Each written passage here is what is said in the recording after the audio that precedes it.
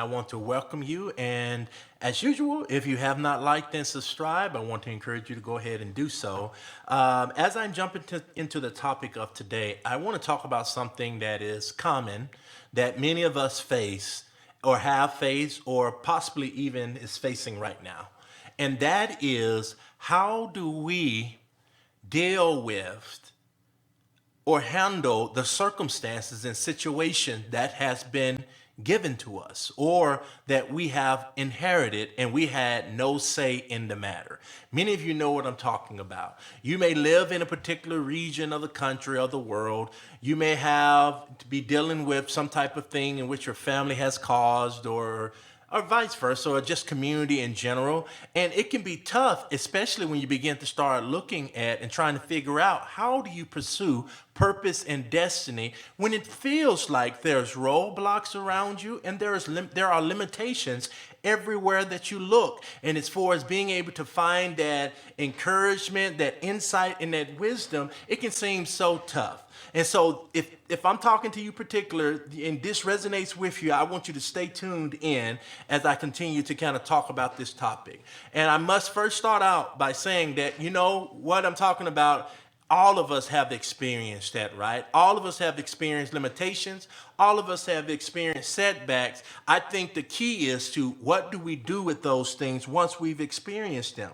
Because when you begin to start looking at individuals who we deem successful, many of which they came from dire situations, right? Many of them came from poverty. Many of them came out of the foster care system. Many of them came from situations of which you'll be like, wow, how is it even possible for you to make it? And a lot of times people say that has to do with resilience. And there's even science that begins to start talking about the factor that I'm going to call hope. And what I mean hope is being able to look beyond what your current situation is and being able to see, to grab a glimmer of light, a glimmer of optimism that maybe things can be different. And so I hope I nurture up hope in this particular talk on you today, because the fact of the matter is we cannot choose where we're born, how we're born, what situations that we're in, but we can make a decision to not stay in that situation. Listen to me.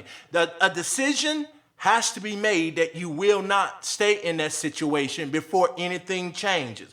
And I know I'm coming off saying that and giving you the impression that it's easier, than what it actually is. But I will tell you, once a decision has been made, then things begin to start changing. Because when a decision is made, then faith can actually come into mix, and you can begin to start seeing your surroundings a little differently. As well as you can begin to start running into sometimes the right people, being at the right place at the right time. Why? Because once you have faith working for you, once you have this sense of optimism, once you have this don't quit attitude, you will discover that things will begin to start coming to you. And I liken it unto your heavenly Father saying, okay, you want to be a co-laborer with me. You want to fulfill all the purpose, destiny, and dreams of which I want to give you. So I'm going to release resources no matter where you're at. So catch this. It's not about where you at. It's not about where you was born at, and it's not about different things going on. It's about being able to shift the mindset first and then being able to pursue a pathway that will come next. And I must tell you, prayer is a necessity. Prayer for wisdom, prayer for guidance, prayer for support is a necessity. And if you do so, what you're going to notice is that the opportunities come your way. I remember listening in on a speech that Arnold Schwarzenegger was given.